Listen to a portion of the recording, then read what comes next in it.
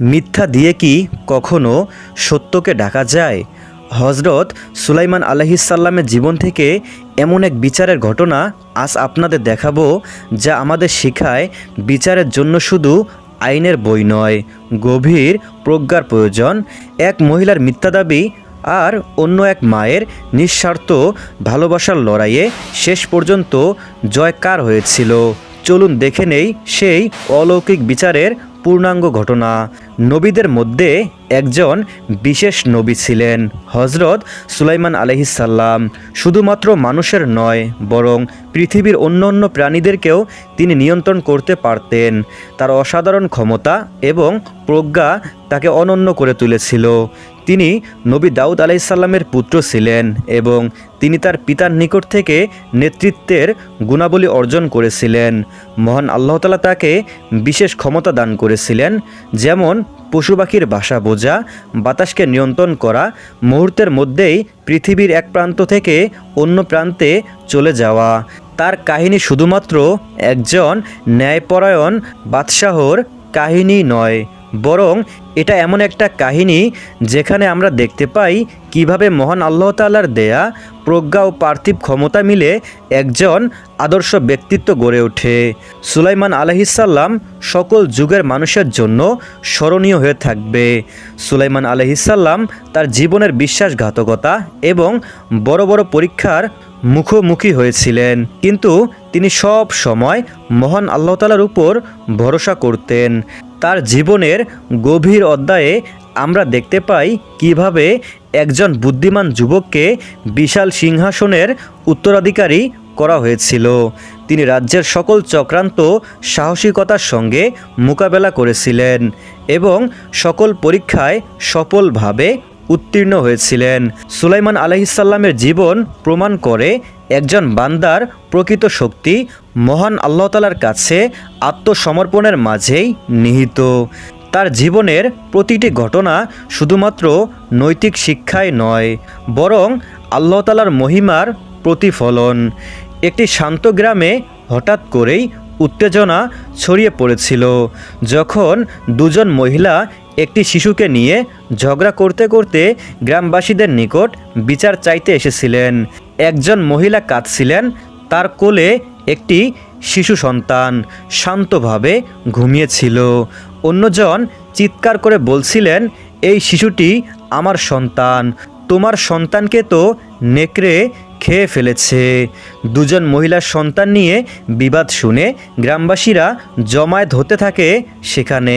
কান্নাকাটি করা যুবতী মহিলা বললেন, এই শিশুটি আমার সন্তান, আমি তার গন্ধ এবং কান্নার শব্দে নিশ্চিত। কিন্তু বয়স্ক মহিলা জোর দিয়ে বললেন, এটা আমার সন্তান, তুমি মিথ্যা বলছো, নেকড়ে তোমার সন্তানকে নিয়ে গেছে। এই জটিল পরিস্থিতিতে গ্রামবাসীরা হতবাক হয়ে পড়লেন। এই বিচার কিভাবে তারা সম্পূর্ণ করবেন? তখন গ্রামের একজন জ্ঞানী ব্যক্তি বললেন, এই সমস্যা আমাদের পক্ষে সমাধান করা কোনোভাবেই সম্ভব নয়। একমাত্র আল্লাহ তাআলার পয়গম্বর বাদশাহ দাউদ আলাইহিসসালাম এই সমস্যার সমাধান দিতে পারবেন, কারণ তিনি একজন ন্যায়পরায়ণ বিচারক এবং আল্লাহ তাআলার রাসূল। গ্রামবাসীরা দুজন মহিলাকে নিয়ে দাউদ আলাইহিসসালামের দরবারে হাজির হলেন। হজরত দাউদ আলাইহিসসালাম শান্ত কণ্ঠে বললেন, আমি আশা করছি তোমরা আমাকে কোনো মিথ্যা বলবে না। বয়স্ক মহিলা প্রথমে বললেন, মহামান্য বাদশাহ, এই শিশুটি আমার সন্তান। অন্যদিকে যুবতী মহিলা করুণ কণ্ঠে বললেন, মহামান্য বাদশাহ, সে মিথ্যা বলছে, এই শিশুটি আমার সন্তান, আমি তাকে জন্ম দিয়েছি। হজরত দাউদ আলাইহিসসালাম ভালোভাবে লক্ষ্য করলেন এবং গভীরভাবে চিন্তা করে বললেন, এই শিশুটি বয়স্ক মহিলার। এই সিদ্ধান্তে বয়স্ক মহিলা আনন্দে উল্লাস করতে লাগলেন। অন্যদিকে যুবতী মহিলা বাকরুদ্ধ হয়ে পড়লেন। কোনো প্রতিবাদ না করেই নীরবে শিশুটিকে বয়স্ক মহিলার হাতে তুলে দিলেন। যখন এই সিদ্ধান্তের খবর হজরত সুলাইমান আলাইহিসসালামের নিকট পৌঁছালো, তিনি অনুভব করলেন এই সিদ্ধান্তে কোনো কিছু একটা গোলমাল রয়েছে। তখন তিনি দুই মহিলাকে আবারও রাজপ্রাসাদে হাজির করলেন। হজরত সুলাইমান আলাইহিসসালাম তখন তরুণ বয়সে উপনীত ছিলেন। তার বয়স তখন মাত্র 13 বছর ছিল, কিন্তু তিনি প্রজ্ঞা ও ন্যায় বিচারের জন্য সারা রাজ্যে বিখ্যাত হয়েছিলেন। সেদিন দাউদ আলাইহিসসালামের রাজ দরবার কৌতূহলী মানুষের ভিড়ে ভরে গিয়েছিল। সবাই এটা জানতে উদগ্রীব হয়েছিল যে সুলাইমান আলাইহিসসালাম কিভাবে এই জটিল সমস্যার সমাধান করবেন। সুলাইমান আলাইহিসসালাম দুজন মহিলাকে গভীরভাবে পর্যবেক্ষণ করলেন। তারপর বললেন, আমি আশা করছি তোমরা কেউ আমাকে মিথ্যা বলবে না। বয়স্ক মহিলা প্রথমে বলল, হে মহামান্য শাহজাদা, এই শিশুটি আমার সন্তান। যুবতী মহিলা কান্নাজড়িত কণ্ঠে বললেন, হে মহামান্য শাহজাদা, এই শিশুটি আমার সন্তান। সুলাইমান আলাইহিসসালাম দুজন মহিলার কথা শুনে শিশুটিকে গভীরভাবে দেখলেন। তারপর তিনি একজন প্রহরীকে বললেন, আমাকে একটা তলোয়ার দাও। সুলাইমান আলাইহিসসালামের এই আদেশে উপস্থিত সবাই অবাক হয়ে সুলাইমান আলাইহিসসালামের দিকে তাকিয়ে থাকলেন। শাহজাদা এ কি বলছে? তিনি তলোয়ার কেন চাইছেন? প্রহরী বিস্ময় ভরা কণ্ঠে জিজ্ঞাসা করলেন, হে মহামান্য শাহজাদা, তলোয়ার চাইছেন কেন? সুলাইমান আলাইহিসসালাম উত্তর দিলেন, আমি এই শিশুটিকে দুই ভাগে বিভক্ত করব। একজনকে এক ভাগ দেব এবং অন্যজনকে বাকি এক ভাগ দেব। এই সিদ্ধান্ত শুনে যুবতী মহিলা চমকে গেলেন এবং তিনি হতবিহ্বল হয়ে পড়লেন। তিনি সুলাইমান আলাইহিসসালামের সামনে হাঁটু গেড়ে বসে চিৎকার করে বললেন, মহামান্য শাহজাদা, দয়া করুন, এই শিশুটির কোনো ক্ষতি করবেন না। আমি মিথ্যা বলেছিলাম। এই শিশুটি ওই মহিলাকে দিয়ে দিন, তবুও তাকে হত্যা করবেন না। আপনি আমাকে আমার মিথ্যা বলার জন্য শাস্তি প্রদান করুন। অন্যদিকে বয়স্ক মহিলা এই সিদ্ধান্তে নিশ্চিত ছিল। সন্তানকে দুই টুকরো করার কথা শুনে তার কোনো প্রতিক্রিয়া নেই।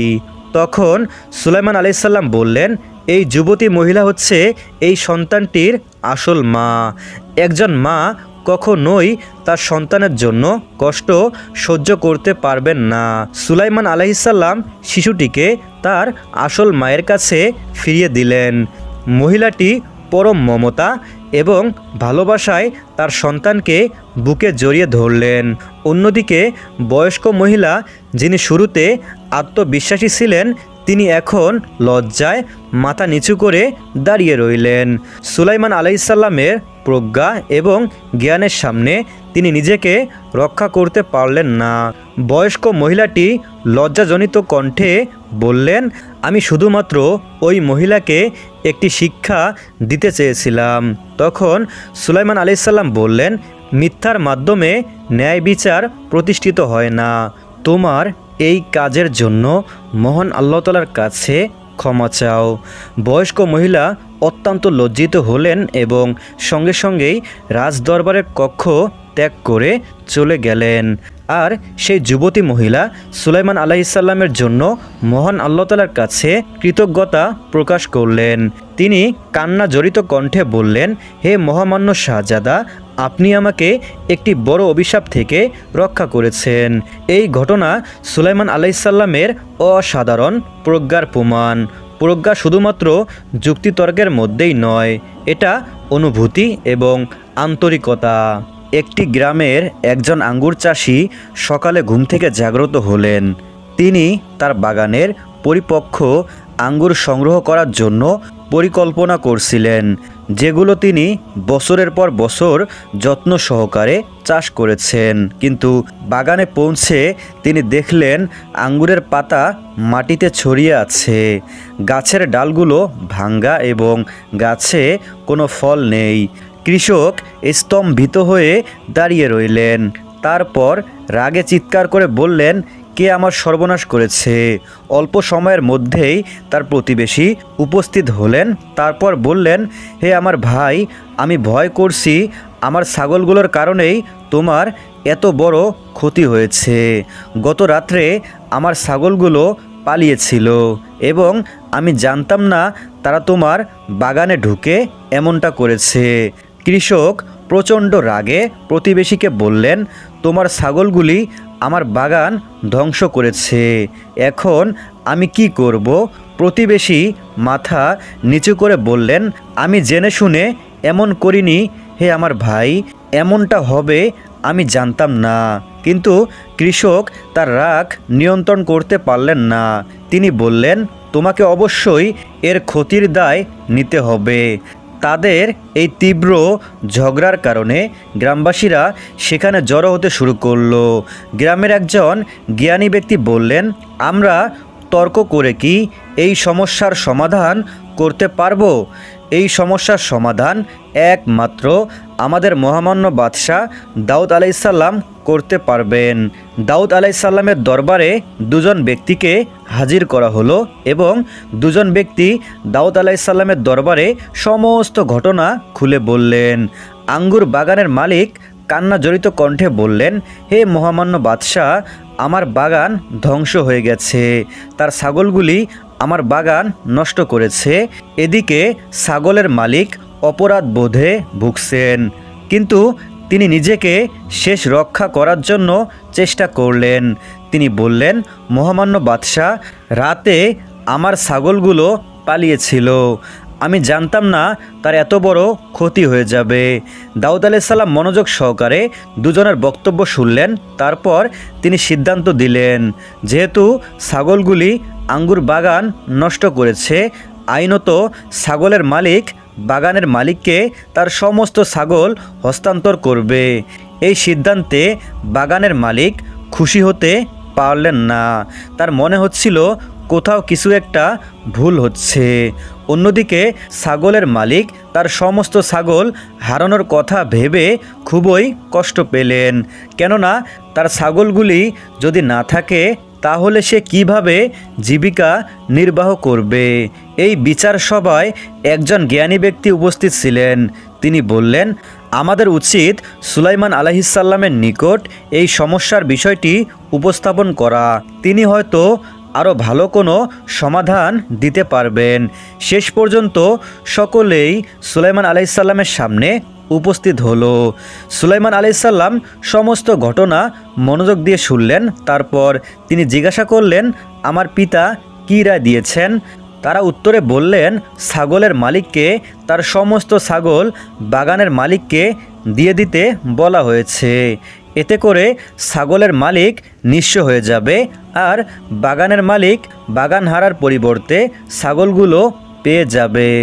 সুলাইমান আলাইহিসসালাম গভীরভাবে চিন্তা করে শান্ত কণ্ঠে উত্তর দিলেন, আমার পিতা তো সঠিক সিদ্ধান্তই নিয়েছেন, কিন্তু তোমরা তা বুঝতে পারোনি। তোমরা আমার পিতার সিদ্ধান্ত সঠিকভাবে বুঝতে পারোনি। আমি বুঝিয়ে বলছি, ছাগলের মালিক তার সমস্ত ছাগল বাগানের মালিকের কাছে হস্তান্তর করবে, তবে স্থায়ীভাবে নয়।